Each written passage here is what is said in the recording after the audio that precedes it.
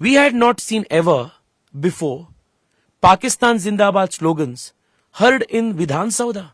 The kind of state patronage that drug syndicates are getting in Tamil Nadu. It is eating into the very vitals of the youth of the state.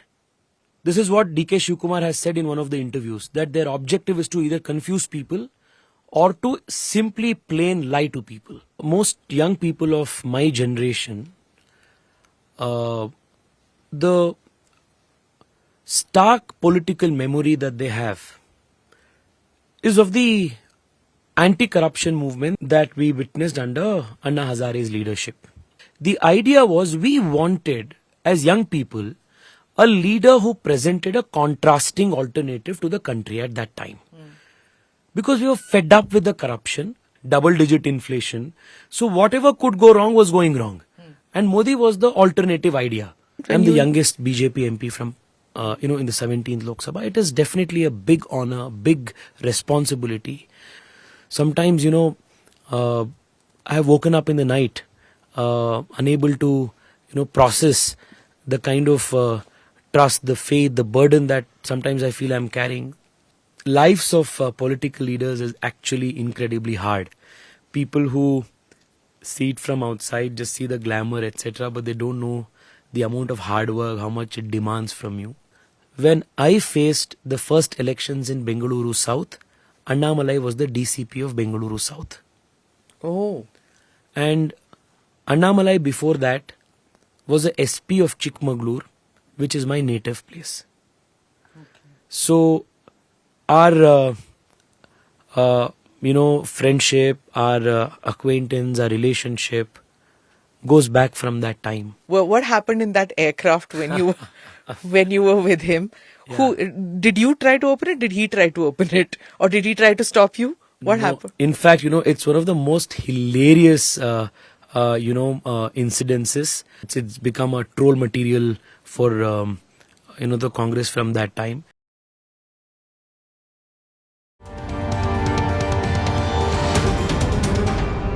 Namaste, Jai Hind. You're watching or listening to another edition of the ANI podcast with Smita Prakash. This episode is being filmed in Bengaluru, Karnataka, which goes to polls in 2 phases, on April 26th and May 7th. My guest today is Tejasvi Surya, a fiery orator of the BJP who's fighting his second Lok Sabha election. In 2019, he won from Bangalore or Bengaluru South. Tejasvi seems pretty confident of winning, riding on what he has openly said is a Modi wave. In fact, he has said that Narendra Modi is the de facto candidate in all 543 seats in India. I met with him late night after Tejasvi had just finished with his campaigning and Narendra Modi had finished a road show in neighbouring Bangalore. Welcome to the podcast, Tejasvi Surya. May I call you by your first name? Absolutely. Thank you. Thanks for coming. I understand that your campaign schedule is very punishing, but I'm so glad to have you on the podcast. Really looking forward to the chat. So final couple of days before campaigning, and this evening you would have also seen Prime Minister in Mysuru and then in Bengaluru. It was like huge crowds. One was an NDA rally and the other one was a BJP rally. What was your feedback that you got? First of all, Madam, thank you so much for having me on this podcast. It's a great opportunity to speak to such a large number of people who follow this podcast. I have been myself a regular listener of the podcast. On my phone you will find at least 10-12 podcasts downloaded. I keep listening to them when I travel. So thank you for doing what you do. I hope you've heard the Annamalai ones. I just heard yesterday. 2 of them were with Annamalai. Yes. So I was listening to the latest one. I was listening to it yesterday. Okay. So, I mean, thank you. Not just politics, the spectrum of issues that you cover is very wide. And for somebody who is with a curious mind, there's so much to learn. And the in-depth conversation allows so much of original insights. So thank you so much and for what you do through the podcast, and thank you for giving me an opportunity to speak here. So the Prime Minister's roadshow in Bengaluru today and his rally in Mysuru both have had massive response. I mean, I was just looking at the pictures from Bengaluru, speaking to a few Karyakartas there. They're saying that this is the biggest roadshow or a congregation of people that they have ever seen in Bengaluru. And like you know, because you come from coast of Karnataka, so you know that traditionally that area is a very strong BJP supporting area. And traditionally we have had leaders come there attracting massive crowds. But what we have seen today was altogether a different level. Even the energy of the crowd in Mysuru was unbelievable. And the fact that Deve Gowda was with the Prime Minister on the stage, and when Deve Gowda ji takes Prime Minister's hand, and the kind of uproar that went in the the crowd, the audience, it's amazing. It's an indication of the mood of Karnataka as we are nearing the polls. The phenomenon of Narendra Modi that baffles all of us is how the popularity of the Prime Minister keeps increasing every passing day. If you look at political leaders all over the world, the general tendency is that after one term or after two terms, there is some kind of a fatigue that sets in the voter. Correct. And especially in today's generation with over information overload, social media always making instant gratification a thing of today's generation, where people want something new, people want something novel every single day. The fact that the Prime Minister has not only managed to capture the attention of people for 10 years, but has been only increasing his fan base, his attention, his love and affection, is a case study for psychologists, psephologists, sociologists. I mean, whatever domain you want, it's an unbelievable phenomena. Two questions come to my mind. One was on, you spoke about social media. You worked on, with the social media team of the BJP earlier, before you got into electoral politics. So I want to know about that phase in your life, when you worked. How was it? How were you, working on the messaging? How much of it was Narendra Modi at that stage? 2018 was it that you were there? So that, one was that. And the second one, which I want to ask is about the phenomenon in 2024, because you have said, and if I may quote, you said that de facto Narendra Modi is fighting from 543 seats across the country. So between when you were working in the social media team then, what was your perception of how to project Narendra Modi as PM candidate to today, when you say that he's the one candidate in all the seats? So give me a little bit of your view on this. Madam, most young people of my generation, the stark political memory that they have is of the anti-corruption movement that in 2013, late 2012, that we witnessed under Anna Hazare's leadership. So the India Against Corruption movement. So it was then that the very first initial impressions of Narendra Modi as the alternative, as an idea whose time has come, as a leader, as a phenomena that India deserves. That was something that captured our attention for the very first time.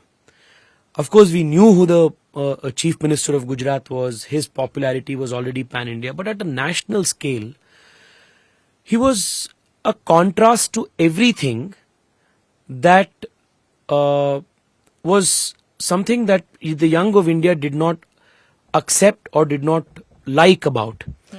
So the 2012-2013 days, when every day you would hear of a big scandal, a corruption, making headlines on newspapers, I myself was part of the Anna Hazare movement, the India Against Corruption protests here in Freedom Park in Bangalore. And we did not, of course, know at that time that Arvind Kejriwal would later hijack the whole, movement and make a political party out of it. But be that as it may, Narendra Modi came as a hope, as a change, as somebody who presented an alternative worldview about how India could be governed. So I think that freshness, that change in perspective, that alternative vision that he presented is what has been the central focus of our communication when I was working on the communication in 2018. So 2018 was when we were trying to get to power in Karnataka. It was Siddaramaya's government here in Karnataka as well, and then that's Congress. Congress government. For expat audiences who may not know the thing. Yes. So we were, a bunch of us, friends. We got together. We had a very small team, 3 to 4 people.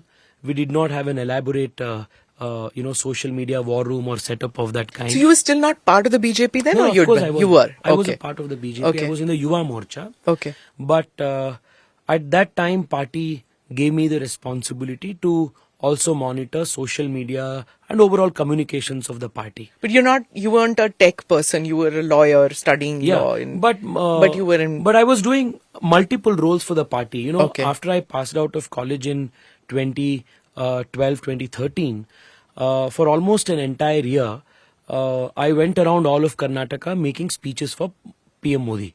So I was part of an organization called NaMo Brigade. So all over the state, we would put up banners, call young people, put a mic and start making speeches. So this was like a ragtag team, which we had no organization, structure, funds, nothing. So the banner was also simple. NaMo Brigade, Prime Minister's photo, mission, Narendra Modi for PM. This was all that we were doing. So I think for almost an entire year, I went all around Karnataka. Almost every taluk I visited at least twice for almost 1 year. Around that time, I was also interning with Swarajya. So I was, dabbling some writing and doing some editing for Swarajya, etc. So I had some brief idea on narrative and content creation, etc. That came in handy when party asked me to do social media work. So it was only after this one full year, it was almost like a gap year. It was after this 1 year that I went and started my law practice. And it was then I went and joined the party officially. Okay. So and for 3-4 years, I was doing a lot of things in the party. I was, in court, I was fighting cases for the party. When we were in opposition here in Karnataka and the Congress was in power, Siddaramaya was the chief minister. Every day, left, right and center, cases were filed against BJP Karyakartas everywhere.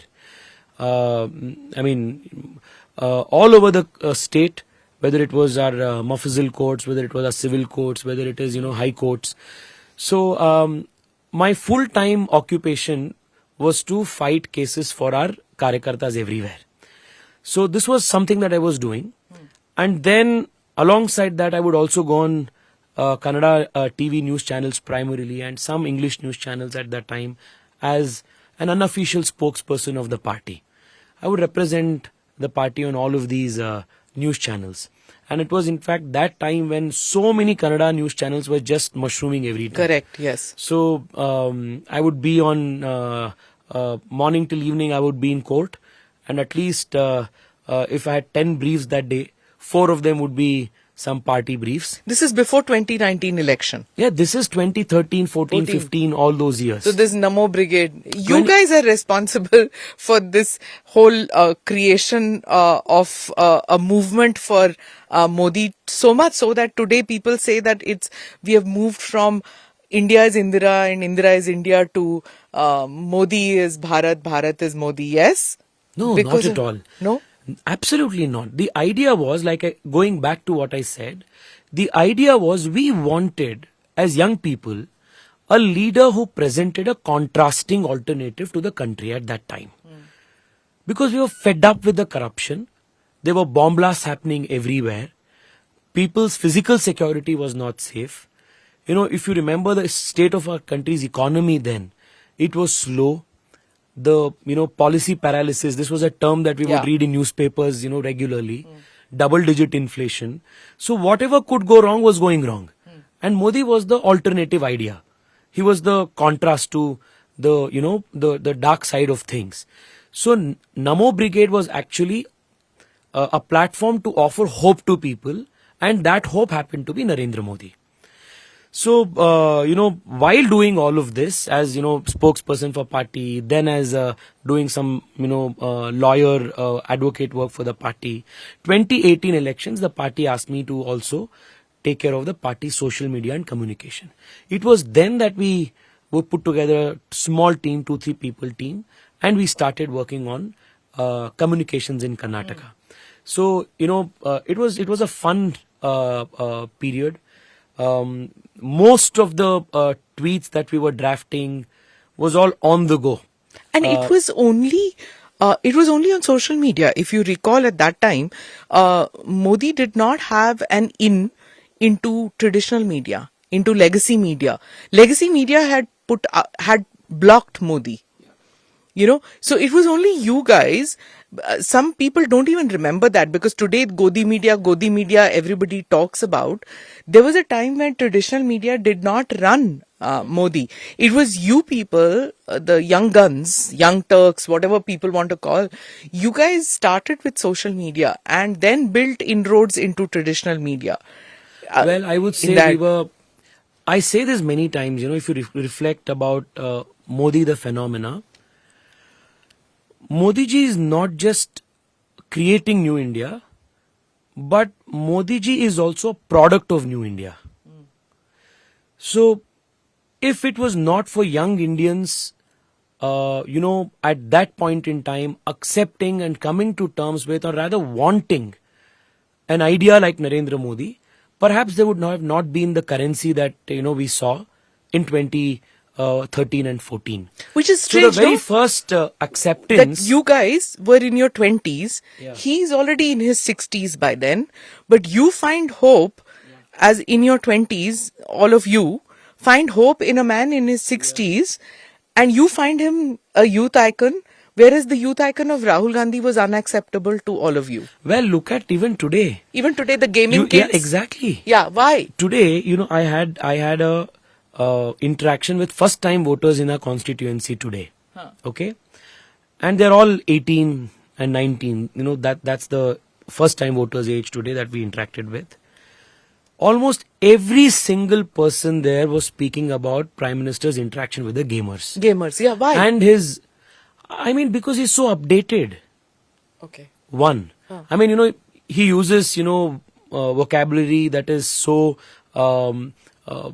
in tune with what is used by today's gen, whether it's PUBG earlier, exactly. And now not just PUBG. If you look at the Prime Minister's interaction with the content creators, it was so spontaneous. It was like he knew almost every single content creator's channel, the content, whatever they were creating. Ayu Shraddha said the first thing he said to her was Ayo. Every single content creator, it looked as though the PM personally knew everybody and has been like a regular content consumer of all of their channels. That's how it's amazing how he does it. Modi is Modi for that reason. But not just that, the effort that goes into, being updated. It's so necessary for a professional, especially a politician, because politicians become stale very easily. And the reason why the Modi phenomena is so new, so novel, is because of this constant effort to stay updated. So he says, vibe kaisa hai?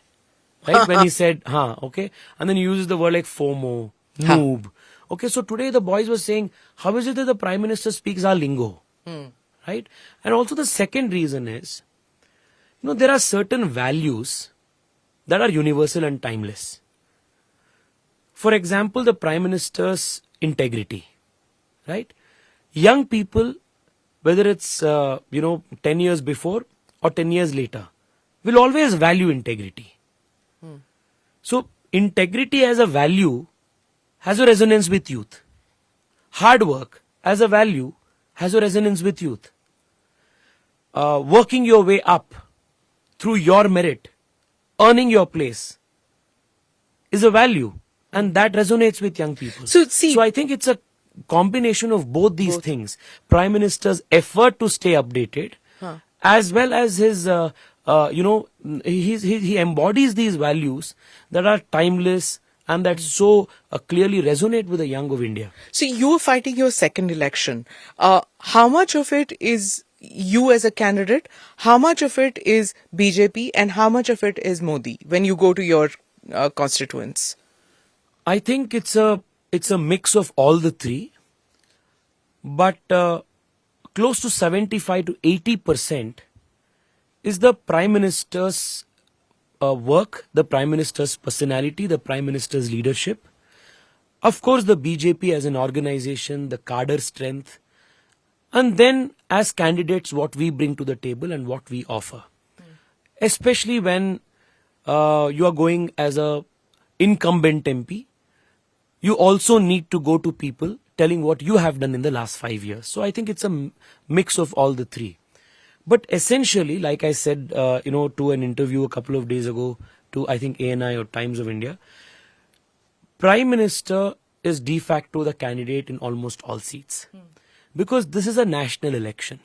The objective of this election is to choose and elect the country's leader for the next 5 years. To choose the country's Prime Minister for the next 5 years. So with that objective, every voter is going out to vote, keeping in mind that this vote is going to result in the country's Prime Minister getting elected.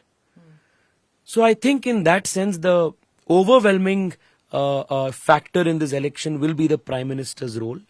Having said that, candidates, especially incumbent MPs, I personally believe, must go to people telling how we have contributed to our constituencies, because the Prime Minister always urges us to take the yojanas, the policies, the schemes of the government to the people. Just to give you a couple of examples. In the last 5 years, the biggest challenge that the city faced, that all of us faced as a country, was the COVID pandemic. City means Bangalore, you mean? Bangalore. Okay. And the whole country also. And because I represent here, I'm speaking for Bangalore. During the COVID pandemic, my office ran India's largest oxygen concentrator bank run by an MP office. So we had 1,200, 1,300 plus oxygen concentrators that we had put together. In the middle of the night, to thousands of cases, we took oxygen cylinders, concentrators at their doorsteps and saved lives.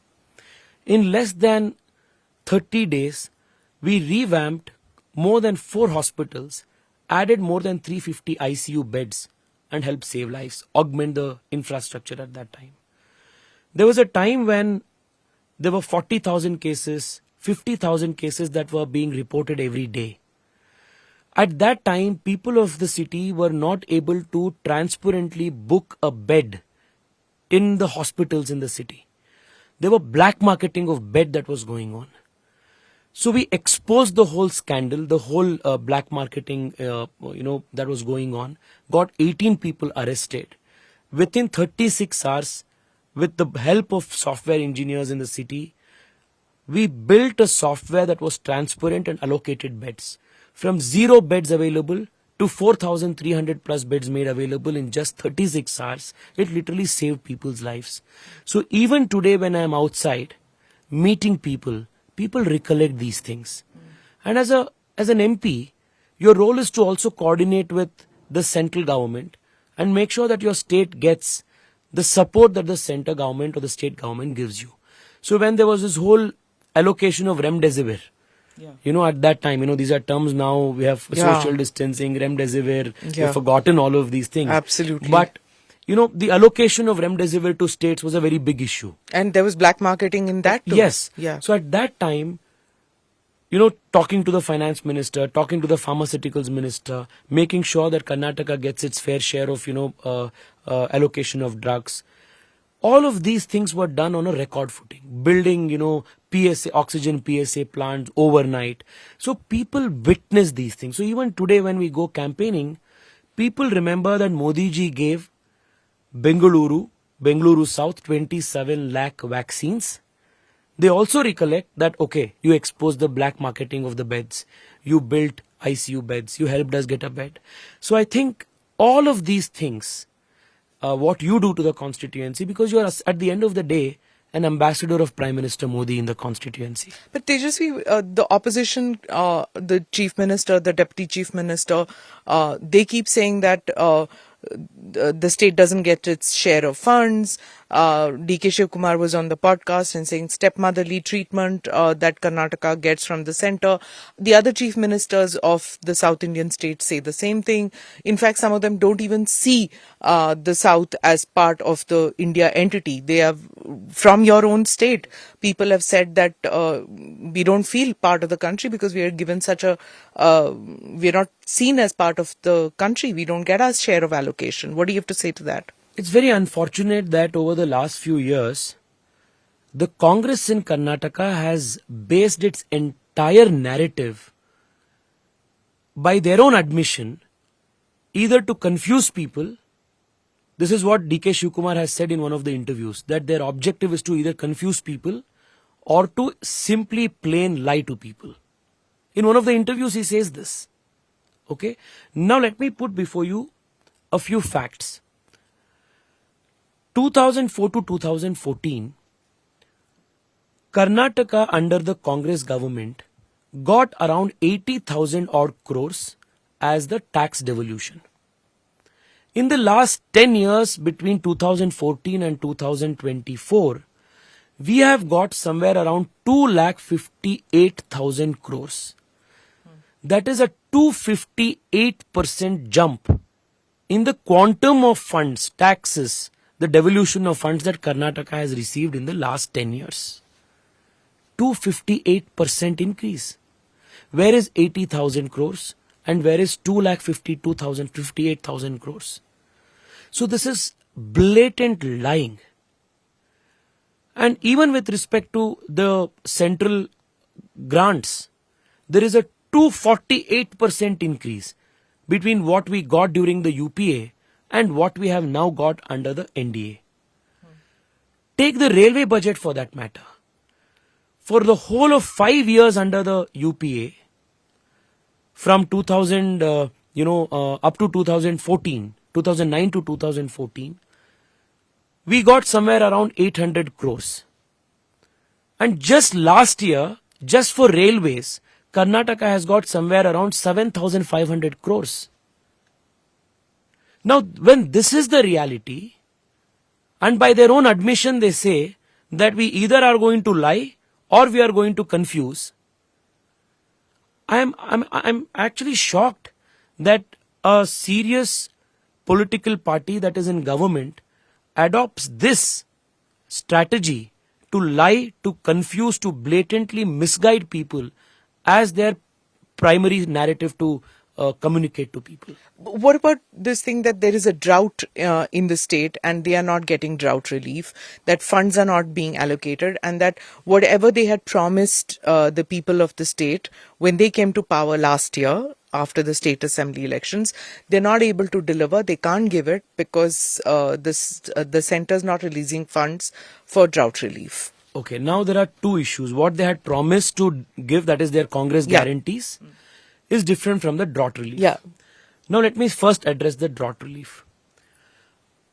Under the 15th Finance Commission, or any finance commission for that matter, every state is allocated a certain amount of money for for disaster relief. That comes through NDRF and SDRF grants. So the Karnataka has already got 650 odd crores under the 15th Finance Commission as NDRF and SDRF funds that the state is free to use for drought relief. Till today there is no clarity, there is no communication on what the state government has done insofar as spending the 650 crores that is already lying with the state government as part of the SDRF, NDRF allocations. Now the state government has submitted to the union government their drought damage estimates to the tune of some 17,000 odd crores. Their grouse is that the Modi government has not released the 17,000 crores that they have asked for. Now there is a process that is followed in all of such cases. The union government, there's a committee that is made. The committee goes through the estimates submitted, then conducts a field survey and finds out whether indeed the damages are to the tune that is being claimed. And then the central government makes a particular allocation. Now between 2004 and 2014, when Congress was in government, UPA was in power in the center, and Congress was also in power in the state, there have been many instances of droughts. And all of those times they have made requisitions to the union government for drought relief, similar to what they have made now. On an average, all of the 10 years between 2004 and 2014, the union government has always released on an average 8% of the total that they had asked for. Okay. Suppose Karnataka has asked for 100 rupees as an estimate. Congress in the union government has always given them 8%. How much have you given? Under Modi, the average to all states has been between 38% to 41%. Now you should ask DK Shivkumar whether 8% is more or 38%, 41% is more. I can take you through specific numbers as well. Look at this. In 2004-2005, INC in the state, INC in the center. Double engine INC. They had requested 1147 crores, 1147 crores. 83 crores was released. That is 7%. In 2006-2007, 1262 crores, 1262 crores was requested. 78 crores was sanctioned. This is 6%. Then BJP was in state and UPA was at the center. 2043 crore was asked. 83 crores was given. This is 4%. In 2009 and 2010, 300 crores was asked. 116 crores was released. That is 29%. You take out the 29% and see the other ones. It is 7%, 6% and 4%. This is the generosity of the Congress, the UPA, to Karnataka when they were at the center and they also had a Congress double engine. Hashtag sarcasm, please say that. And now in case people don't get it. Yeah. The Congresses don't get it specifically. Now, come to 2014 to now. INC was in power in the state. Siddaramaiah was again the chief minister. There was drought. Modi ji was in the center as the prime minister. They requested 779 crores. 210 crores was released. 25%. 2005 again. 5,200 crores was requested. 2,200 crores was released. 43%.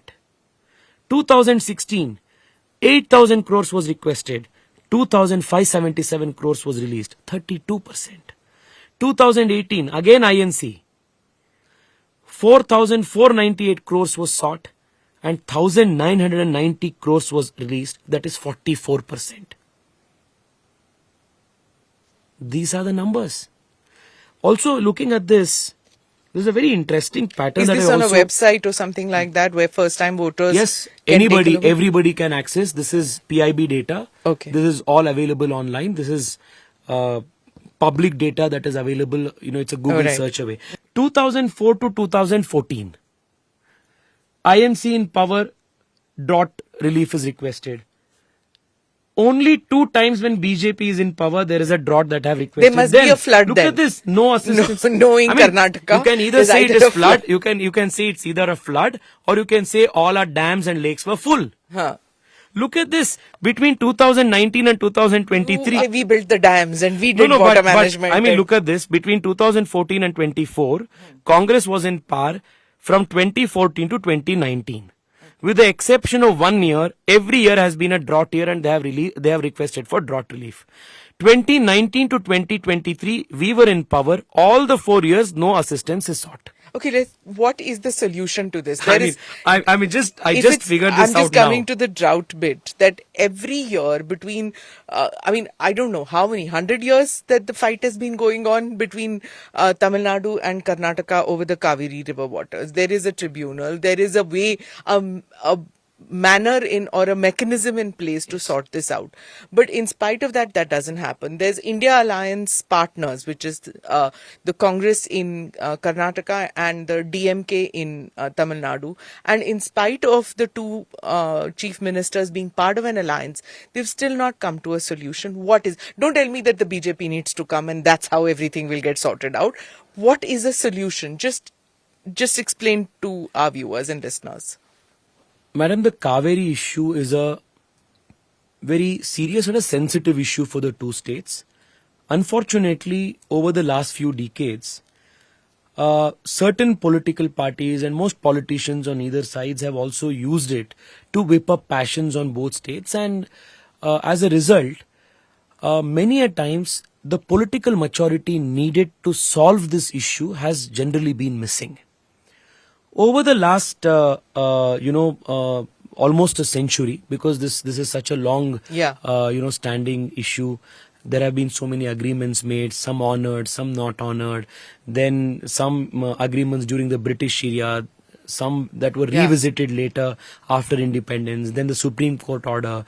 Then Prime Minister Modi comes to power. Then makes institutes the tribunal, then again revisits the Supreme Court order, and an additional allocation to Karnataka is made, because in the original order, it was, the Supreme Court also felt that the Karnataka share was not legitimately given. So now there are 2-3 interests here. Bengaluru as a city primarily depends on drinking water from the Kavery. And then there is the competing rights in Tamil Nadu, that is primarily agricultural water. Delta. The Kavery basin where, they grow paddy and the Kuruvai crops and all of that. So sometimes it is the competing rights of drinking water versus water for agricultural purpose. Then there is this whole issue of distress sharing. When the rains are in abundance, there is no issue. The issue comes up only in the drought years, because there is no clearly defined distress formula till today. And it is also difficult to clearly define a distress formula because it's an ecological issue. So you cannot say that, in black and white, that this is how it must be. Because, some years the rainfall may be less, some years the rainfall may be low. But more or less, there is now some clarity in terms of an administrative mechanism. But unless the political leadership don't come on the same page, it's not going to get resolved. Is that it? One, I would agree that is one part of the solution. The other part of the solution is the Kavery basin in Karnataka, where we also receive a lot of rainfall, whether it is in the Malnad, whether it is in Chikmagalur, whether it is in Kodagu, all of these areas.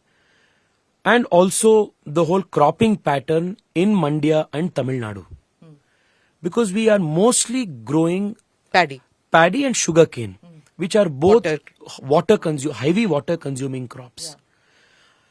And Bengaluru is growing, right? And we are also, seeing a water crisis, unprecedented water crisis in Bengaluru today. It's again primarily because the water that we get from Kavery is pretty much at the same levels, while the demand of the borewells has increased. The load on the borewells have increased. So keeping this in mind, an ecological solution is what is needed than a political solution. So we need to, with great political maturity, try to convince our farmers on both sides, in Tamil Nadu as well as Karnataka, to perhaps review our cropping patterns and move towards more water efficient crops. One. But this again becomes a very political issue. Yeah, try telling in Mandya that don't have sugar cane. No, so this again becomes a very difficult political issue, is why I'm saying that this needs great political maturity on both sides of the state. It needs statesmanship. Otherwise, it's very easy to, whip up parochial sentiments and say, I'm going to burn Tamil Nadu buses in Karnataka, and Tamil Nadu people will say that we are going to, boycott Karnataka products from Tamil Nadu. It's very easy to do this. Yeah. But if you actually look at the problem, it is not a political problem. It is an ecological problem that happens because of distressed rain. And we have been seeing that over the last few years, because of deforestation in the Kavery basin, especially in districts like Chikmagalur and Madikeri, because you also know the plantation pattern there, from Arabica, people have largely moved to Robusta coffee and cleared all the large trees which were actually bringing a lot of rainfall. And therefore we are also seeing a decrease in rainfall in certain years. Then we are also seeing in Tamil Nadu that the area under cultivation has also been increased.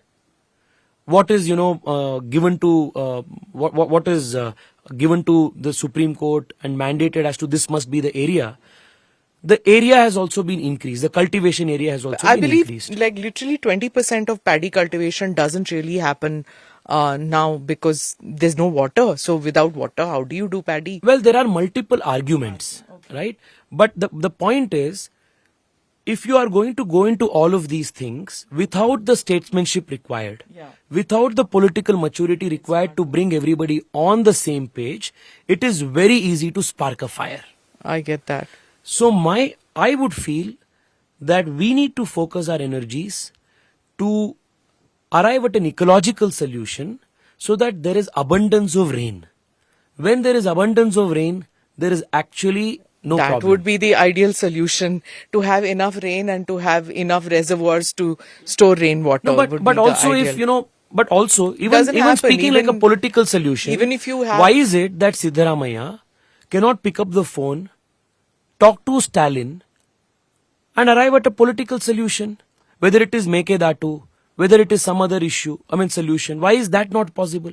And when Stalin came here to Bengaluru a few months ago to discuss the India Alliance political pact, people asked them whether they discussed Mekedatu, because Congress had taken a Mekedatu Padayatra here, but that never featured in the conversation. So it is either an eyewash, nor they have any conviction towards this issue, and this is simply being used to create a parochial sentiment that we are fighting for Karnataka, you are fighting for Tamil Nadu, and just to whip up regional sentiments. You've and I'm quoting you in this, you said this is the cost of Karnataka government pleasing its ally DMK. So you're actually saying that there's some devious reason that the problem in Bengaluru, that it is now they have to rely on tankers because more water got released. Do you think there's or is it a conspiracy theory? There's no conspiracy theory at all. 8-10 months ago, when the whole controversy around, when the issue of Kavery water was being discussed by the tribunal, it is the duty of the state of Karnataka to argue its case effectively and present its case in a manner that justice is made to the people of Karnataka. That's the primary mandate of the state. Day after day, for almost 7 consecutive occasions, Karnataka faced adverse orders. And one such adverse order was welcomed by Deputy Chief Minister D.K. Shivakumar. Now you tell me, if the state that you are the chief minister of, you are the deputy chief minister of, suffers an adverse order, and you know that this is going to be a rainfall deficit year, and Bengaluru depends every drop for drinking water from Kavery, you know that in a few months from now, when the monsoon, it's going to be delayed, when the summer is going to hit, Bengaluru is going to suffer from drinking water. Want of drinking water, you welcome an adverse order. Why would he do that when he knows don't know, that you should ask him. Because his brother is standing for election from this same city. So his brother would get pulled up, right? That your brother is celebrating that water is not coming to the city. I mean, it baffles me. But you go on record, it is available. You also said, of the DMK, you said that it's not a political party; it's more of a criminal syndicate. What's your khunnas with the DMK? It's nothing personal. But if you look at the kind of politics that the DMK has been practicing, I'm sure, in your podcasts, Annamalai has elaborated more on this. But the DMK represents everything that is negative, everything that is wrong about this country's political system. Is it spilling over into Karnataka? It clearly looks like the Congress party in Karnataka is getting inspired by certain SOPs that the DMK follows in Tamil Nadu. For example, the Sanatan? One is Sanatan. Second is the single window corruption system that is in existence in Tamil Nadu, which has now been implemented in Karnataka. You go around and ask any builder in Bengaluru. They say that ever since the state government, the Congress government came into power in Karnataka, they have set up a single window clearance system where per square feet of developed land, you have to pay 70 to 75 rupees to the concerned people, and only upon that payment, their plan sanctions are given. That was a charge made against your chief minister, BJP's chief minister at one point of time. Well, corruption, right? Well, not a single iota of evidence was presented by the Congress then. Even assuming that was true, people rejected the BJP that time. Yeah. So that puts the matter ends there. Now you go and ask any builder. They say that every builder in Karnataka is being harassed. And 75 rupees to 80 rupees is the going rate today in Bangalore for a plan sanction. And this again is a model that is in existence in Tamil Nadu, in Chennai. So this is the DMK model that Karnataka has gotten inspired from. Congress has brought it to Karnataka. And what is DMK doing in Tamil Nadu? Look at the kind of drug mafia that they are facilitating, that they are supporting. I mean, look at the kind of state patronage that drug syndicates are getting in Tamil Nadu. It is eating into the very vitals of the youth of the state. And the rabid anti-Hindu, majoritarian, statements and that kind of a political culture, that is something that is also coming to the Congress in Karnataka. We had not seen ever before Pakistan Zindabad slogans heard in Vidhan Sabha. After the election of a Congress MP, the slogans that go out are Pakistan Zindabad slogans. This was something new to Karnataka. And you have not one, not two, but 5 cabinet ministers come out and defend this, try to mislead it and apologize. I mean, be apologists for these people. They said it's Nasir Saab Zindabad and not Pakistan. And then once the FLCL reports came, they had egg on their faces. So all of these things, you look at the headlines that Karnataka is making over the last few months. DK Shivkumar says that we don't have money for development. An honest admission.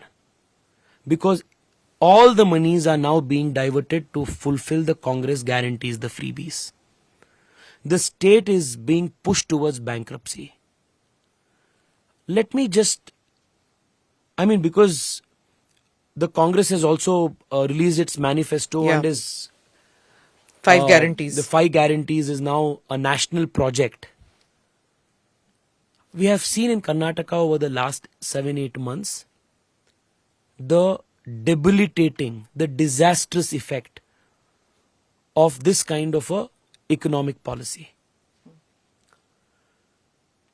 Capital expenditure is greatly reduced in Karnataka over the last 8 months. Take education for instance. I have a few numbers. Let me just take these numbers so that the audience knows the kind of price Karnataka is paying for mindless freebie politics that the Congress has introduced in Karnataka. In the budget this year, Karnataka has allocated 6.7% of its total expenditure towards energy, which is higher than the average allocation by all states, which is around 4.7%. Now the 6.7%, that is about 2% increase, is because of the 200 unit free electricity that they are providing under this Grah Jyoti scheme. Now because they have provided the 2% extra here, they have to make up for it somewhere else. And where are they doing it? Karnataka has allocated 0.6% of its total expenditure towards urban development, while other states are providing 3.5%. So you take away money from Bengaluru and use it on your freebies. Now, Bengaluru is the one city that is giving 60% of the GDP of the state. Now you deduct the money from Bengaluru, from the capital expenditure required to augment and give fillip to Bengaluru's infrastructure, take it to the next level. The city suffers from traffic jams. The city suffers from water crisis. The city's lakes are being encroached. The city's roads are ridden with potholes. Not a single MLA in Karnataka, in Bangalore, in the last 8-10 months has been given even a single rupee for any infrastructure development work in the constituency, because all your money is going for freebies. Take education. Karnataka has given 11% allocation for education the 24-25, while other states the average is 14.7%. So you are taking away money that would otherwise have been allocated to education just to fund your freebies. Now what is the casualty? Not just development of today, but the casualty is also the quality of education of young people of Karnataka, the children of Karnataka for tomorrow. On the roads and traffic, in 2022, PM Modi had set a 40-month deadline to ease Bengaluru traffic. Now, what is the progress on that? So there are, BJP has 25 right now currently of the 28 parliamentary seats. So what are the initiatives that you've taken? You are saying that the MLAs don't have any money. What about you guys? What have you done as MP?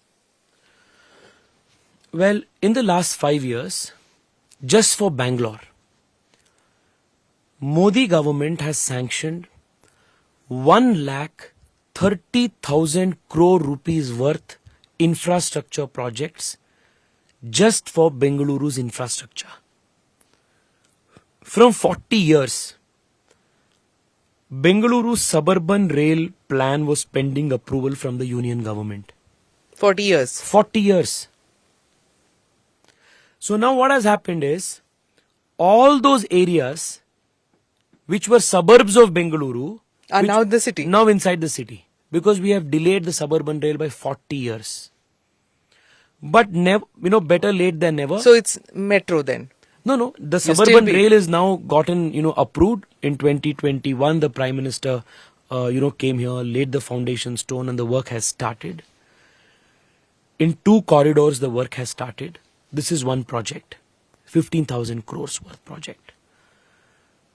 Bengaluru had 7 kilometers of metro connectivity in 2014. Today, Bengaluru has an operational metro connectivity of 78 kilometers.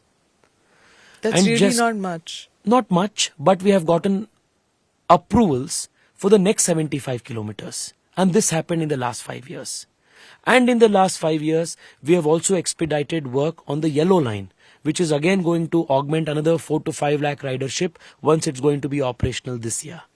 That's so 4 to 5 lakhs for Bangalore is what? No, we already have 7 to 8 lakh ridership per day. With yellow line coming this year, another 4 to 5 lakh will get added. With the suburban rail getting complete, 10 to 12 lakh people will be able to travel in the suburban rail.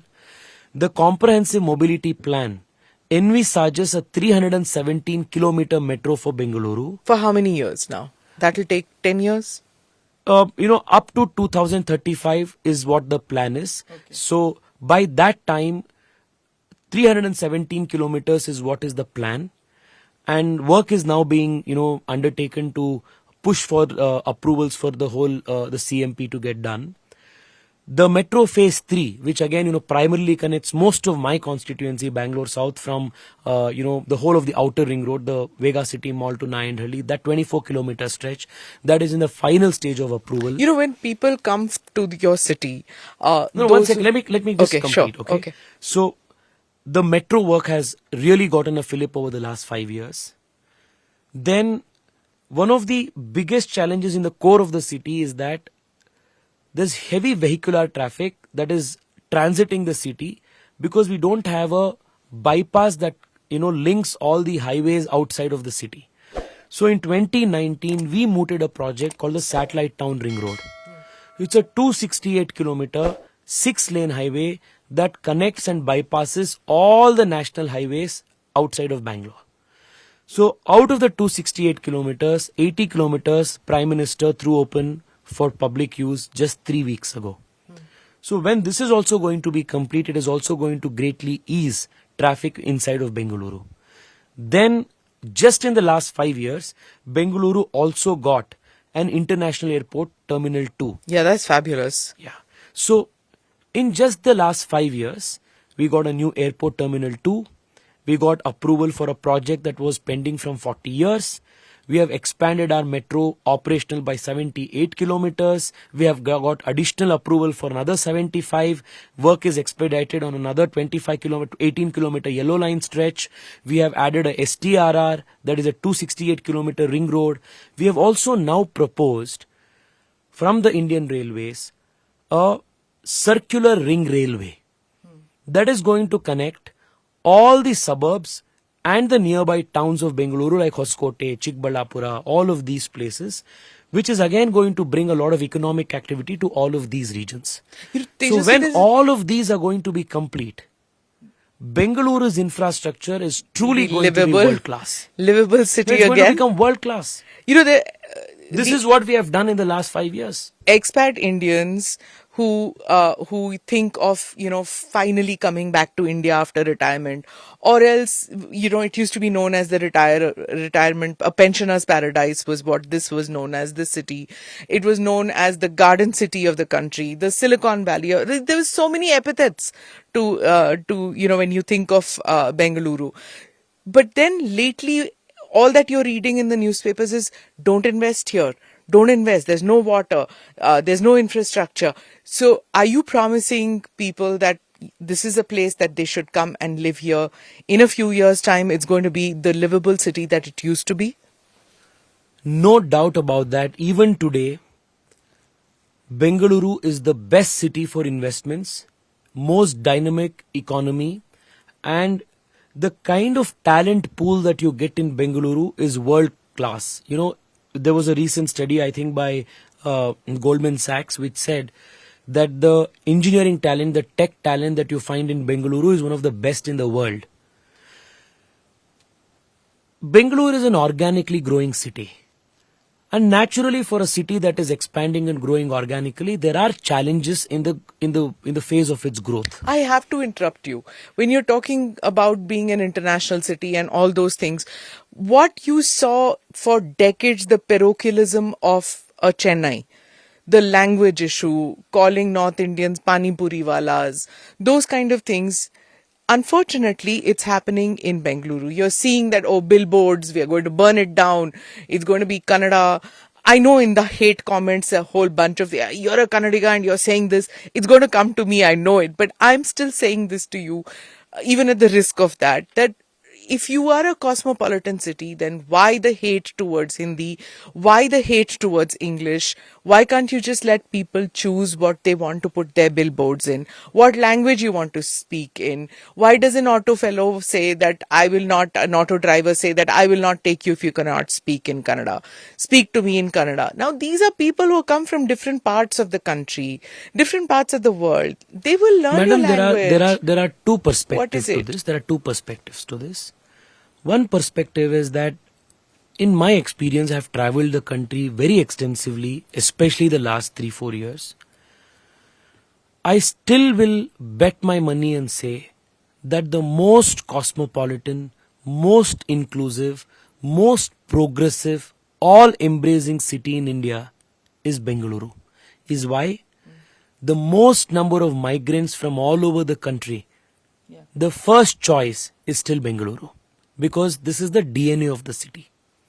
But cosmopolitanism doesn't mean that the city's traditional roots, the city's nativity, the city's indigenous identity completely gets diluted and we become rootless. The 60% billboard rule is a rule made by the corporation. While I condemn and I do not for a second condone the violence that certain organizations, certain people did by taking the law into their own hands, by breaking these billboards, trying to, hooliganize and terrorize the people who speak other languages and who put these billboards. I would also insist that without such rules which would say that at least 50% of the billboards should have the local language, then it is very natural for the local population to feel absolutely left out, to absolutely feel that they have become strangers in their own land. So cosmopolitanism should not cross over to absolutely dilute and take away the very essence, the very nativity, the very tradition of the land that's been there from a few millennia. If you look at the history of the city, cosmopolitanism is in the very DNA of Bangalore. When Gowda founded the city, if you still go to the old parts of the city, Chickpet, Nagaratpet, Kumbarpet, all of the Akkipet, all of these places, each of this part of the city was for a particular community which offered a particular type of value. So there were Tamil people, there were people from the Marathi speaking community, there were Telugu people, there were Chettiars, there were Vaishyas. Every single community and different languages were all spoken. Even today, Chickpet in my assembly, in our parliamentary constituency is like a mini India. You have Assamese, you have Bengalis, you have Tamilians, you have all type of people there, and all of them are settlers from 200 years, 300 years, 400 years. So cosmopolitanism is very inherent in the DNA of Bangalore. It will not go away anywhere. Isn't Tipu Sultan also part of it? I don't believe I'm asking you this frankly, because I asked you this in 2019 also when you were standing for election. And I just want to see whether you remember what you said and whether you say the same answer. Isn't Tipu Sultan also part of this city's culture? Tipu's palace is also in Chickpet. Yes. Of course Tipu Sultan is a part of the city's culture. There is no way, one can whitewash the fact that he was a king here. He did rule parts of, old Mysore region. But that doesn't take away the fact that he took certain measures, such as imposing the Farsi language and removing Kannada as the official language. That is also part of historical record. So, the fact that there is a Tipu palace in Chickpet is as true as Tipu Sultan trying to take away the native language and imposing a foreign one. So coming back to where we were, the DNA of Bengaluru is one that is inclusive, one that is cosmopolitan, not from today, but from the time of Gowda, who founded this city. So Bengaluru will always continue to be cosmopolitan, but how do we manage a global city which is, global ambitions, and also keep its nativity and traditions and its native language intact is a cause of friction here and there. But it is important again for political maturity, political leadership to guide the people of the state in such a manner, people of the city in such a manner, that it is harmonious and not acrimonious. You talk about the culture of a place, the culture of the city, the culture of the state also.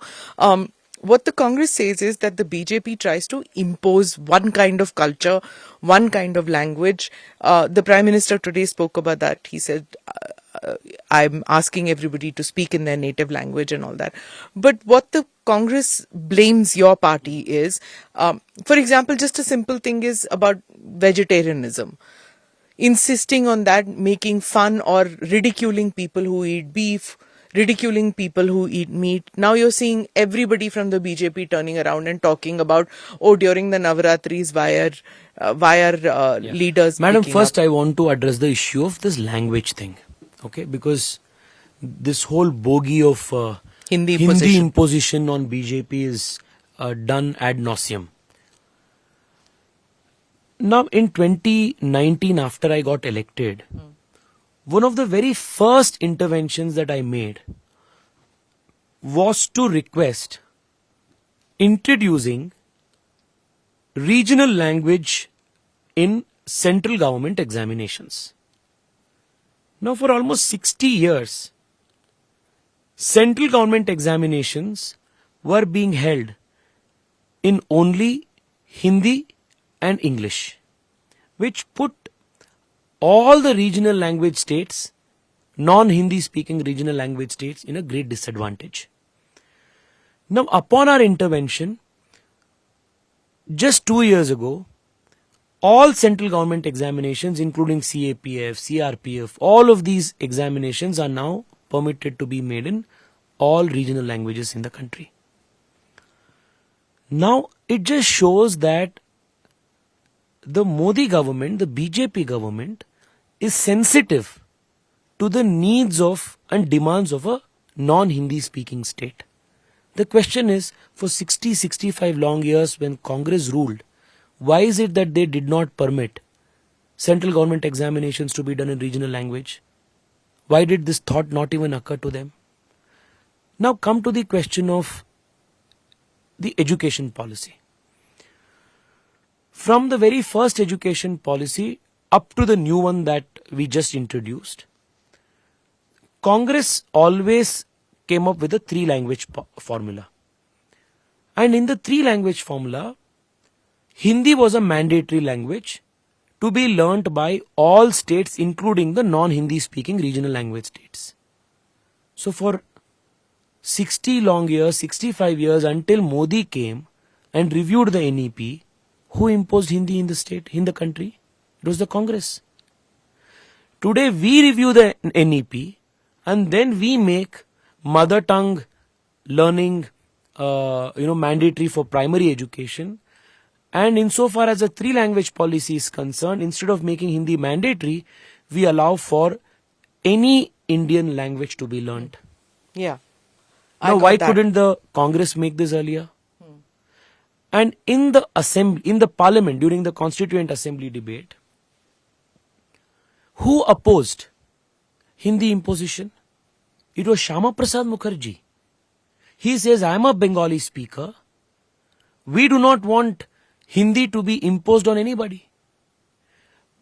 We would want it to be encouraged. We would want people to learn Hindi by their choice. Let there be encouragement.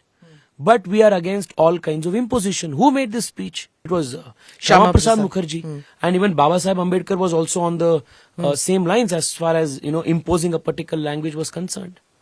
So from Shyama Prasad Mukherjee to Narendra Modi, if there is one party that has stood against the imposition of Hindi, has given value, respect, primacy for all Indian languages, all regional languages, and not just kept it as a tokenism, but also brought policy changes, allowed people to write examinations, allowed for changes to be made in the education policy, it's the BJP. While for 65 long years, the Congress imposed Hindi through a compulsory three-language policy, but have gone around the town painting BJP as an anti-regional language and a Hindi imposing party. Let me get to your, now that we've done 1 hour and before my producer tells me, ki wrap up, I'm going to come up to your personal life. Recently I just asked Annamalai whether you've got a ticket or not. And I just meant it because, you were doing so many of these fireside chats, going in the garden with Jai Shankar and doing these interviews with him, and I was like convinced at that time that okay, maybe you are giving your seat to Jaishankar. He's going to be fighting out here, because he was doing so much of meeting, pumping hands with all those retirees and all, and I said maybe Tejasvi is going to go to the Rajya Sabha route.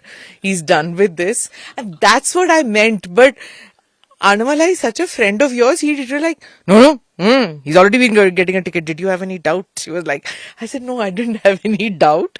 I just wanted to know whether Jay is fighting from Bengaluru. Well, that didn't happen, which is typical of your party. Nobody knows who's going to get ticket, who's not going to get ticket till the last moment. So he hasn't yet got a ticket, but I don't know. For you, when your name came up, were you like expecting it? Did it come as a surprise, or did you feel good about it that you've done good job for 5 years, so it's been rewarded? How did you see it?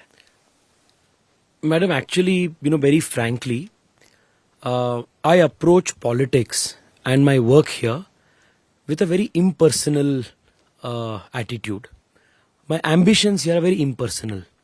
So that kind of insulates me from, to a great extent, insulates me from personal, joys and lows. I try to be, philosophical in that sense. Because you're too young to be like that. No, but I think it's very important to be like that, or at least try very consciously, deliberately to keep that kind of a mindset, because there are more variables in politics than constants and controllables. So I have always tried to do this.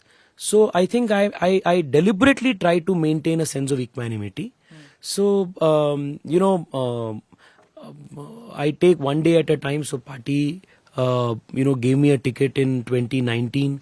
That was a euphoric moment. I was, tweeting OMG, because I never expected that, I would get an opportunity to contest. But ever since then, I think I've also grown to understand the nature of life, the nature of politics, how to go about it. So I was, confident that party would ask me to contest here, but I was also okay if party would give me any other, responsibility, because at the end of the day, I have come here with an impersonal goal to contribute something significant using the Bharatiya Janata Party as a platform, because I have always felt that the worldview that I have, that I share, which was inspired by my readings of Vivekananda, of Savarkar, of Ambedkar, one political party that resonated with me and has always resonated with me, its culture, its ideology, its ideas, the party leadership, it's always been the BJP. So I was okay. I mean, I was really grateful that Prime Minister and the party leadership gave me one other chance to represent Bengaluru, the city that I love so much, the city that I have grown up in, born here, went to school here, that I love so much, and for which very, very sincerely have tried to work the last 5 years. What is different this time? Last time you had a strong opponent. At that time I had interviewed him, and he was that old school Congress politician, whereas this time you have a comparatively young leader, and her father has, I believe that's what people say, has made it his ambition to make sure that she wins. Now what happens now? And I believe there that he's getting a number of Andhra speaking people from other states to come and help in that. So is it going to be a tough battle for you? Madam, the objective of this election is to elect the country's Prime Minister. People of Bengaluru know that each vote they give here is finally going to end up deciding who the country's leader will be for the next 5 years. So they know that a vote on Lotus is going to make Modi ji the Prime Minister. A vote for Congress, they don't know what is going to happen. So honestly, it doesn't matter who the opponent is in this election, because this election is about who the country's Prime Minister will be for the next 5 years. Why they don't know who it will be? It will be India Alliance, no? Who is it? I mean, India Alliance is not a person. Congress will be then Rahul Gandhi, no? I mean, if that is the case, then people should go.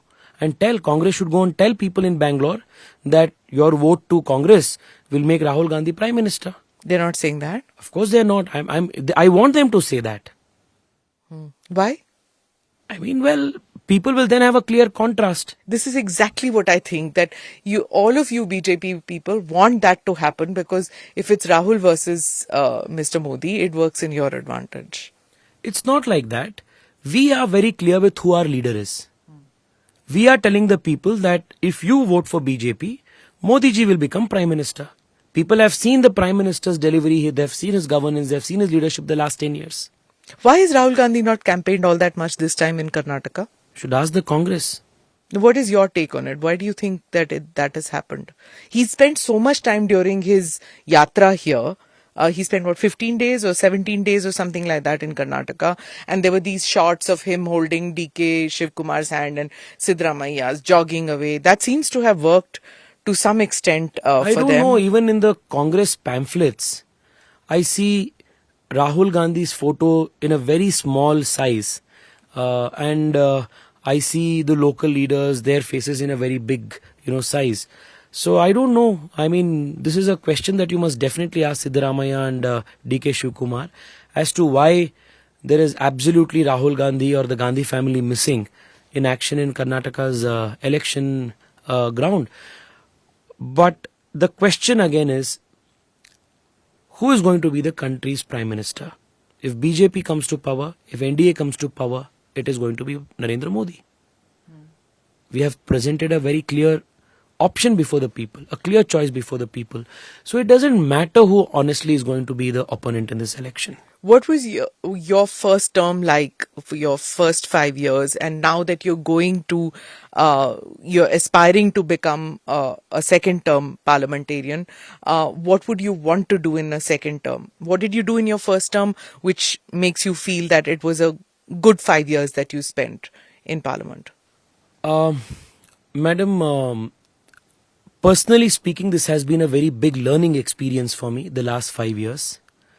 Inside of parliament, outside of parliament, I think the interaction with our people, understanding how the system works, being on the ground, as Yuva Morcha president, traveling all over the country, understanding the diversity of this country, understanding how our organization functions, all of these things has been a very, very steep learning experience for me. It wasn't overwhelming when you were in parliament? I mean, every time I enter parliament, it's an overwhelming experience. It's a great responsibility. You were one of the youngest in parliament? I'm the youngest BJP MP from, in the 17th Lok Sabha. It is definitely a big honor, big responsibility. The kind of faith, trust the party has put in you. People, 24 lakh voters in the constituency, they have reposed in you. Sometimes, I have woken up in the night, unable to, process the kind of trust, the faith, the burden that sometimes I feel I'm carrying, the accountability that I hold to the people that have elected me.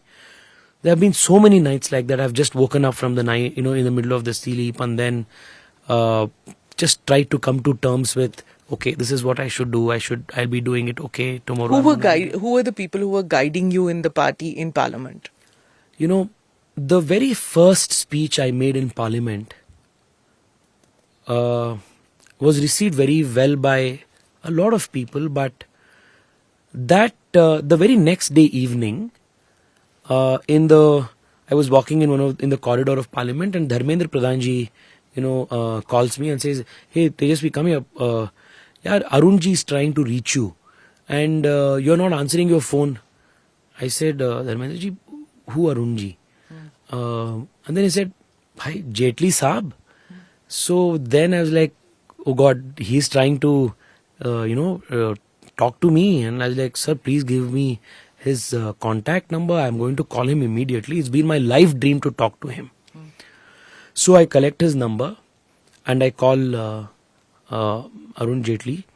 And Jaitley ji, ever since I got mobile connectivity at home and on my phone, internet connectivity at home and on my mobile phone, I have watched hundreds of hours of his speeches, literally worshipped him.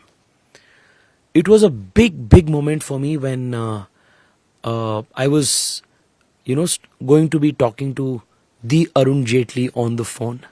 I never thought, I would one day be speaking to him on the phone. So it was that time when he was not doing very well, health-wise. And so he calls me, I call him and then he calls me back. And then he tells me that he was very, very impressed with my parliament speech. And that, he has, I have his full blessings. And then he tells me, read more, practice more, have a lot of patience. He gives me all of these, advice on the phone for 4-5 minutes. And then I ask him, sir, can I meet you once? And he was really not keeping well. So he says, I will keep you posted. Every day of the parliament session, I would call up his office and ask him, sir, can I get 5 minutes with sir? So on the last day of the parliament session, when I was on the way to airport to come to Bangalore, his secretary calls me and says, sir, can meet you this evening. And then I cancel my flight, turn back and go and meet sir. And in his house, there was books on sports, there was books on music, there were old Hindi movie songs, there were cricket bats. There were science books, there were books on law, on history, on Sanskrit, on yoga.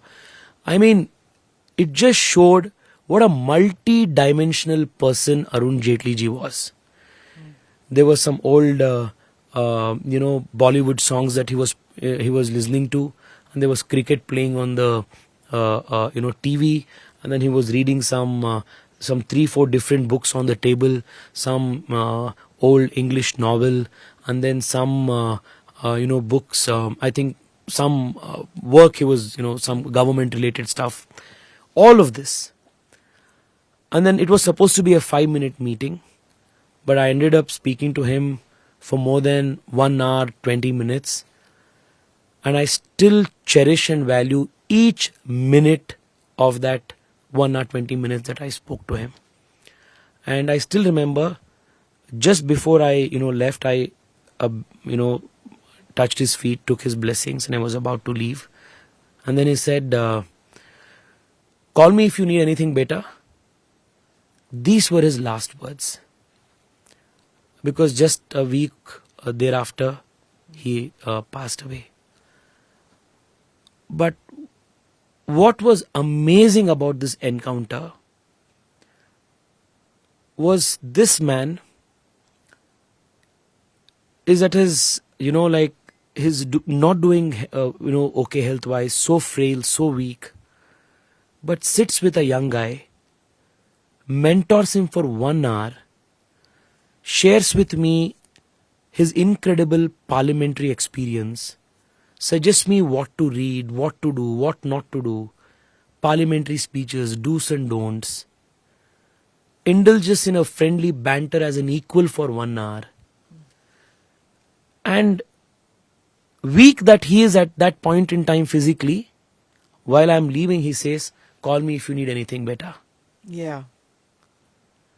I mean, he knew his time was limited, but seems like all his last interactions with people were quite filled with life, and he was ready to battle on, it seems. Yeah. I mean, my respect for him was always, it was always very, very personal. I have always personally respected him a lot. But after this interaction, it was something else. I mean, watching a young guy on Parliament TV, on Sunset TV, then trying to call this guy, for 2 days trying to reach him because he was not able to reach, then call a parliamentary colleague of his and tell, I'm trying to reach this guy, I'm not able to reach out, tell him. Then Dharmendra ji tells me. Yeah. And then I call him back. Then, despite his failing health, makes time to meet me, spends an hour and tells me what to do. This is why the BJP is what it is today. Because of people like him. Mentoring. Absolutely. Absolutely. And the other person who has actually, uh, you know, um, given me this kind of encouragement is Deve Gowda. At least 3 to 4 times after my parliamentary interventions, Deve Gowda ji has called me, and each phone call has been more than 15 to 20 minutes long. Sharing his experiences from his time as a young parliamentarian, his time as Prime Minister, long conversations. And each time he, his ending the phone call, he says, I am very proud of you. Keep doing good work. Just those, 4 words of encouragement from such seniors, they give you so much energy. So much energy. Now we are in an alliance. But last 4 years he was not even in the, we were not even in the same alliance. But just the fact of seeing some good, some potential in a young guy, making the effort to call that young guy, telling a few good things, encouraging things about them, spending that 15-20 minutes at his age, 90, 91, not needed. But why do they do it?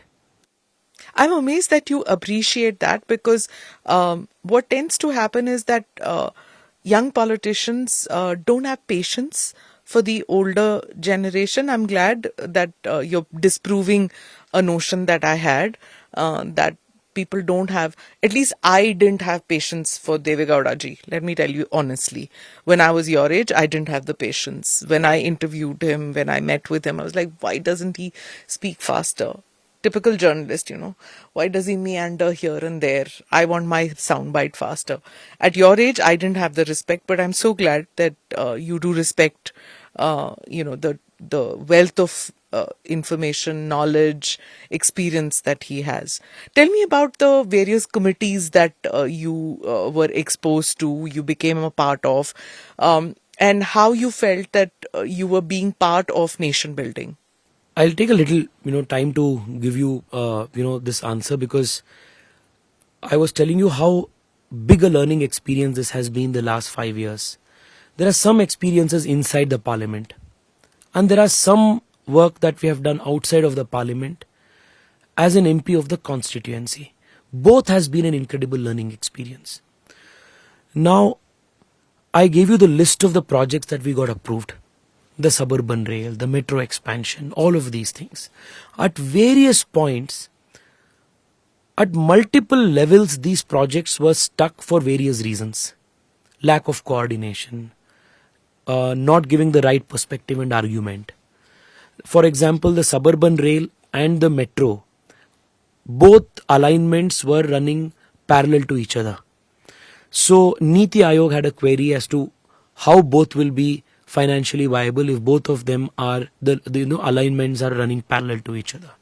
So meeting them, convincing them that this will work in the long term, getting these approvals, interacting with secretaries in Government of India level, joint secretaries in Government of India level, officers who are at least 3 times, 4 times my age, trying to interact with them, trying to convince them that this is a project that Bengaluru so badly needs. I still remember my very first interaction with Hardeep Singh Puri ji. I still have that picture. There was a young intern in our office, and then there was my very first few months in Delhi. I go to him for the approval of the airport line metro, and then this young intern also comes with me. I think he was in 12th or something. And then we both go, we both sit, and then Hardeep ji comes, and then this is the first time Hardeep ji is seeing me also. And then he's like, Asha, so you are the MP, right? And then I was like, ha sir, namaste. And then who is this young fellow you have got with you? And then, we both sit, and then we talk, and then we make the whole presentation. I take I had my iPad with me. I show him that, sir, this is the alignment, this, that. And then this intern, butts in enthusiastically in the middle. And then through the whole thing, Hardeep ji never, asked me to stop, getting this guy, or asked me to, this young intern to go out. That was such a life transforming experience for our intern. So, for young people, these, small opportunities of encouragement, exposure, they mean a lot. It was that very meeting that impressed Hardeep Singh Puri ji so much that he later called up Durga Shankar Mishra, who was then the secretary Mahua, and then said, now, there are some novel points that our MP from Bangalore is making. Please meet him, hear him out, and see how we can push this. So, whether it was these infrastructure projects, getting these approvals done, this was a very, very big learning experience. Then there was these DJ Halli, KJ Halli riots that happened in Bangalore. A police station was burnt, and a Congress Dalit MLA's house was burnt to ashes. It was actual terrorism, because that was the intent of the perpetrators, to actually create terror and havoc and in the society. 2-3 days after that, I meet Amit Shah ji, and I ask him to set up a NIA office branch in Bangalore. And then he goes through our representation. Then he says, okay, let's go, dekhenge and everything. And then I tell him, sir, this is very important. And then, trying to make that argument in front of Amit Shah ji. These are learning experiences. Within 2-3 months, he got an NIA office approved for Bangalore. And now the last 2 days you have been following the news. After the Rameshwaram cafe blast incident, the investigation, the arrests have been made by NIA. Where in West Bengal? West Bengal. Yeah. So now when I am going in Bangalore meeting people are now coming and telling me, thank you for getting the NIA office for Bangalore. That module was busted because of the NIA office in Bangalore. So this was one such instance where, when we got this approved, we never thought that there is going to be a bomb blast in Bangalore and that NIA is going to bust these and make these arrests. And you're making a difference in people's lives. Yes. So these are certain moments where you find satisfaction that okay, we actually made some difference. There's also that builder thing that you did. No, I'll come back. Okay. Now then, from SM Krishna's time when he was the chief minister, we had a demand as a city that we should have a US consulate in Bangalore. Oh my goodness, you're talking now 20 years ago. Yeah. Okay. More than that. More than 25 years now, I guess. Yeah. Okay. So each time somebody needs to get a visa stamping done or a visa interview done, Chennai. Bangaloreans have to go to Chennai or Hyderabad or Delhi. So this is a very big pain point here. And it's a open and shut case that a city like Bangalore needs a US consulate because we have such a large, diaspora, from the city. There is such tech talent that, goes outside of the city. So for almost 3 full years, I was continuously pursuing Jai Shankar ji on this. So much so that at one point in time, he deflected me and asked me to go and meet with the US ambassador. So I met with the US ambassador. And then I again was following it up. Then when Jai Shankar ji came to Bangalore, because I was, organizing some talks of his in Bangalore continuously. So in one of that, in a public forum, I Fait requested. accompli, I saw that. Yeah. He had to admit it on stage. Yes. So he said, I'm going to get this done. And then kind of him that after this was done and he came back to Bangalore, again, big people, seniors, how they mentor and give space and encouragement to young people. In one of our very, very important programs in Bangalore, the last time he came, he actually told these very words that your young MP has single-mindedly pursued the cause of US consulate in Bengaluru and at multiple times made a very passionate case for me, before me. And then I told that I'm going to get this done. And when PM Modi went to US the last time, we got approval for a US consulate. So now the US consulate, once the state government provides land and makes the arrangements, that's going to become a reality.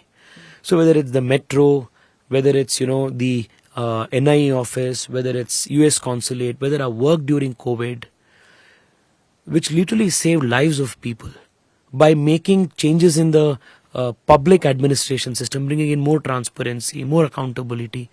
These have given me immense joy.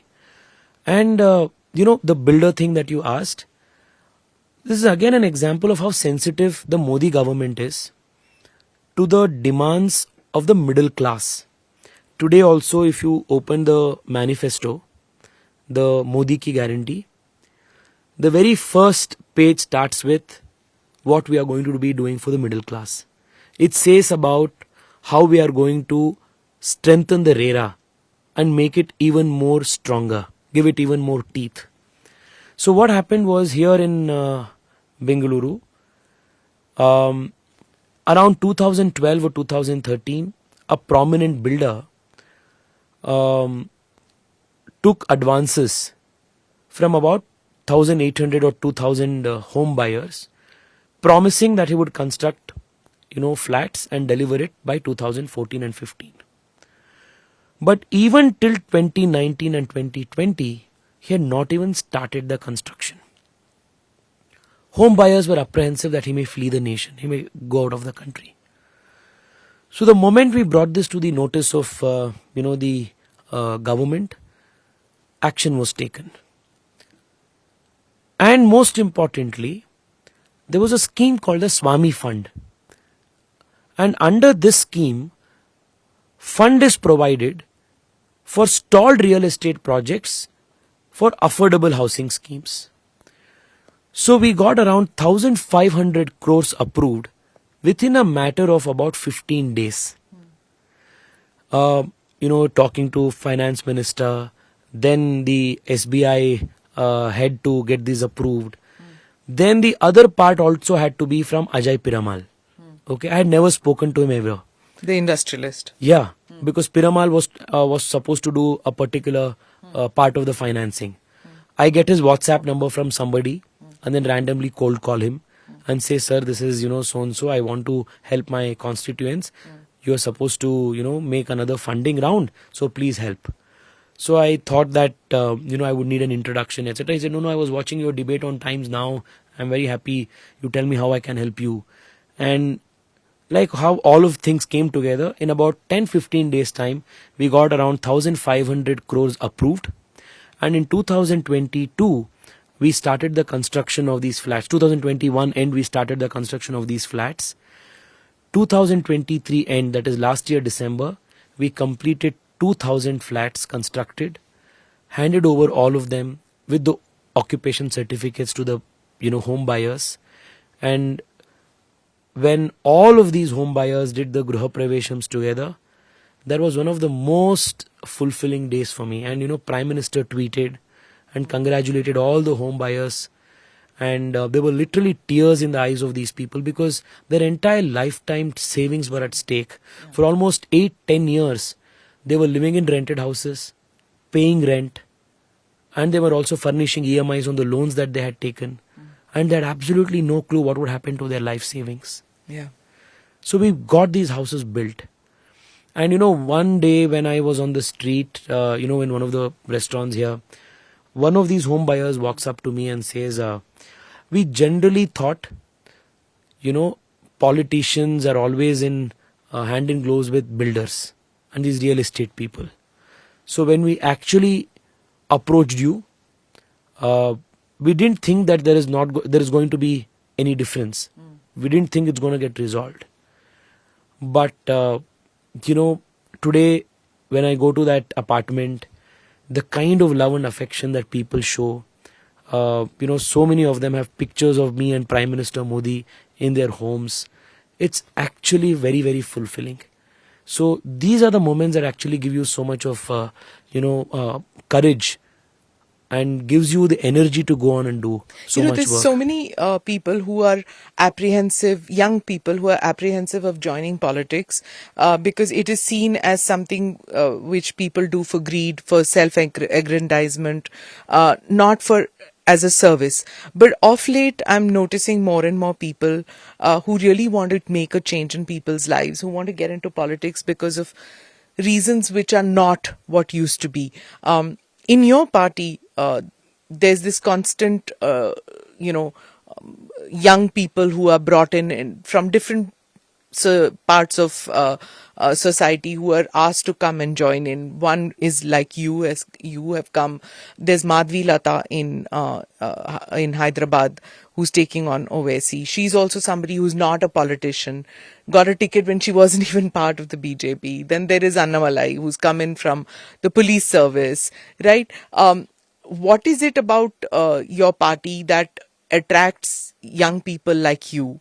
And are you have you formed a support group for each other where you all help each other, you all support each other, and it's not just ideology but a desire to do something different? Is it that? I think the culture of the party is such that it allows and encourages young talent, fresh talent to come from all walks of life and contribute using the party as a platform if you subscribe to the worldview of the party. I don't think there is any other political party in the country today which actively encourages young people, young talent, fresh blood to come to the party and give them opportunities and platforms. The reason for that is this is a cadre-based party. This is not a family-based dynasty party. Because here nobody is a threat to anybody else. So there is no glass ceiling that, somebody is afraid that somebody will come and break. So, I mean, the reason why you cannot have this kind of a culture in the Congress is as simple as that. That tomorrow somebody can become a threat to Rahul Gandhi. Tomorrow somebody can become a threat to Akhilesh Yadav. So the beauty of the BJP, the reason why the BJP is such a powerful force today, why it is such a, is a party that is attracting so many young people today, is because it offers you a flat, structure where you can go, make your mark, work sincerely, and you can go up. And you were asking about, making a group and support system, etc. I think the party's culture also allows for, contemporaries working together to form certain bonds. And especially, personally speaking, with Annamalai, that has been a bond that we have been able to share. Because in 2019, when I faced the first elections in Bengaluru South, Annamalai was the DCP of Bengaluru South. Oh. And Annamalai before that was the SP of Chikmagalur, which is my native place. So our, friendship, our acquaintance, our relationship goes back from that time. Shall I ask you about that one incident? You can answer or you can not answer. What happened in that aircraft when you when you were with him? Yeah. Who did you try to open it? Did he try to open it, or did he try to stop you? What happened? In fact, it's one of the most hilarious, incidences, and it's been, it's become a troll material for, the Congress from that time. It so happened that Annamalai and I were on a flight to Trichy from Chennai, and it is this small, these ATR flights. Horrible, I hate them. Yeah, those small ATR flights, and it was a very, very old aircraft. And so we were all, sitting, and I was sitting on the right hand side, and Annamalai was on my left hand side. And, the emergency exit was on my right hand side. So the beading that was, the emergency exit holds on to a, beading that is there. That when I saw was out of place. Oh. Okay. So it was not that, the whole narrative is that, we tried to, open it midair or, tried to, it was taxiing, and for some mischievous fun, I tried to, open the emergency exit, or some random, narrative that has gone around. So so when we sat, we could make out that something was not okay with this, emergency exit door. Because it was not in its place. One could visibly see it. So I called the cabin crew, and we alerted them that this is what has happened. Okay, and we showed them that, see, this is the beading. It's coming out. So when we touched that and showed them that this is the beading, this is, see, this is out of place, it further came out of place. Okay? So this was a safety hazard in that plane that day. Or you were doing all this mid-air? No. The plane was, how can this That's be what I'm mid-air? asking you. No, this was during boarding. Boarding, okay. This was during boarding. Okay? Huh. Now, and then immediately, the cabin crew told the captain, and then the safety procedure had to be done. So they came, they, deboarded everybody. They put the, emergency exit back in its place and did the routine checkup, etc. And we, we left. And then this whole controversy happens a full 40-45 days later. That Tejasvi Surya and, traveling with Annamalai tried to open the emergency exit of an aircraft. Okay, and the impression that then there are cartoons that are made that, mid-air, we are opening the emergency exit. Yeah. Now this beats common sense at various levels. One, it's not that Annamalai and I are not, public figures who people cannot identify. Now suppose we are in an aircraft and all of a sudden I go and try to open the emergency aircraft door. And it is not, if you go by the videos that are there, I in fact went on YouTube to see how easy is it to open. No, it's very difficult. It's very difficult to open an emergency exit. It needs an incredible amount of pressure. You need to, twist the latches, all of this. Suppose I am doing this for 5 minutes. Do you think not a single passenger would have tried to make a video of it? Not a single passenger would have tweeted about it that day and said this, absolutely mad fellow is trying to open the emergency exit of an aircraft. Nothing happened. But why didn't you both speak about it, no? I mean, it was a non-issue. Okay? I mean, that's what I'm telling you. This happened in December. When it became a big thing, it was like, at that time it was like, file a case, I'll tell you. That's how it was, right? That's what Annamalai said, that, okay, file a case, let's see. No, correct. So what I did was, see what happens sometimes, madam, is whether you like it or not, even if, I'm telling this version, this is the truth, okay? Yeah. Even if we are telling this version, there will be people who will be commenting that, we are lying, we are saying this, we are doing that. True. Okay? So we thought, the nature of the social media beast, right? So I thought, this was a non-issue. Okay? And then also, there is something called as an incident report.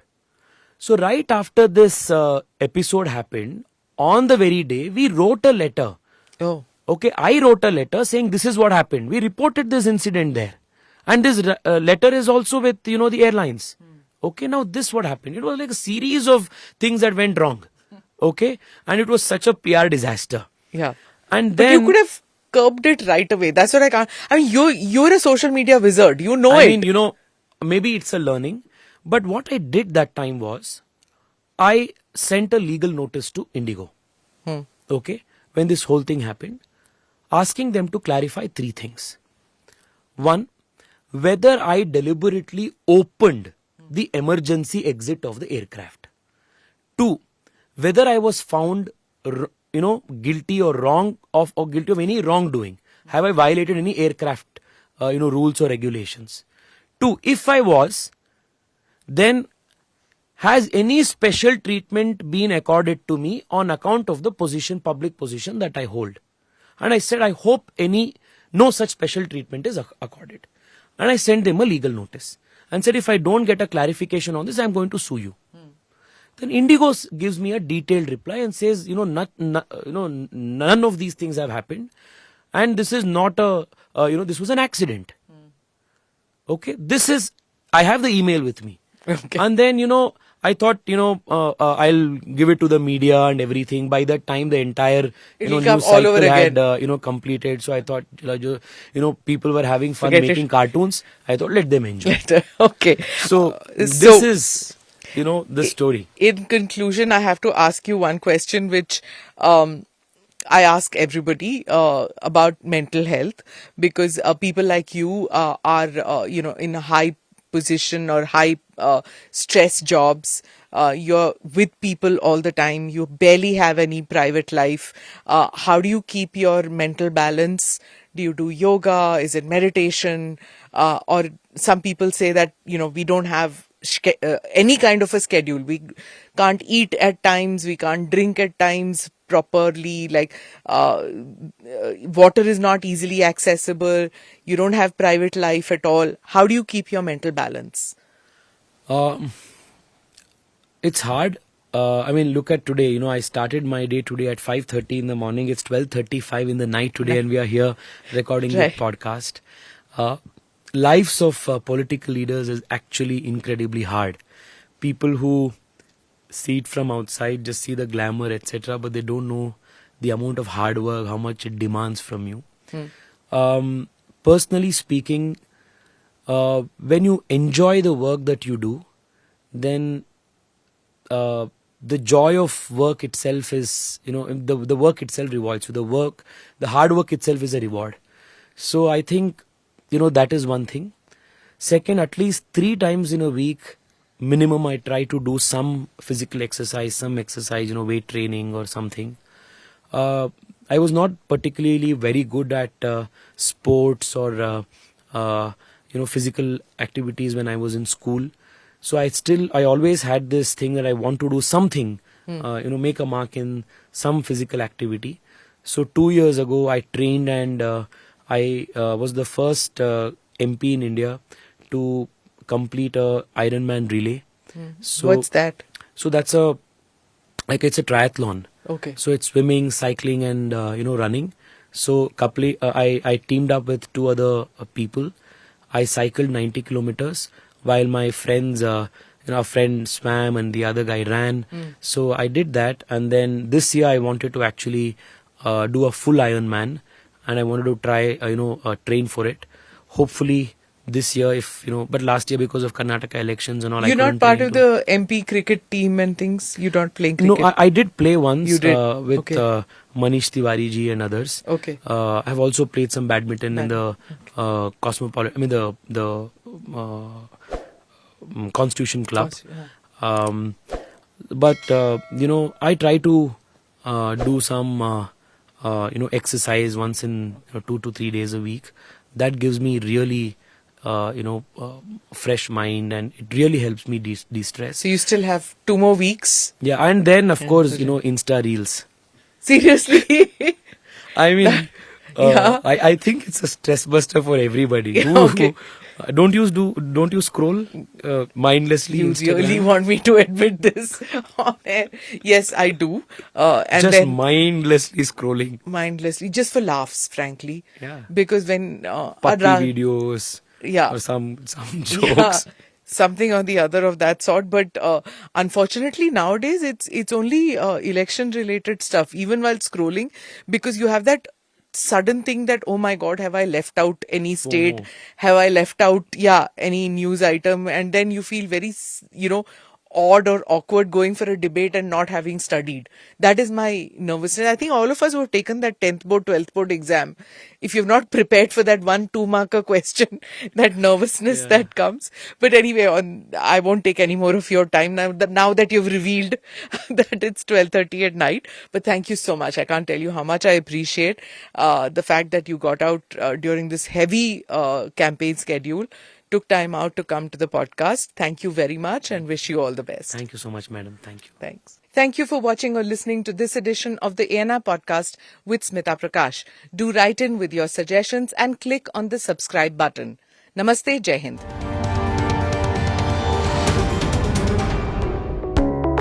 Click here to watch the previous episodes.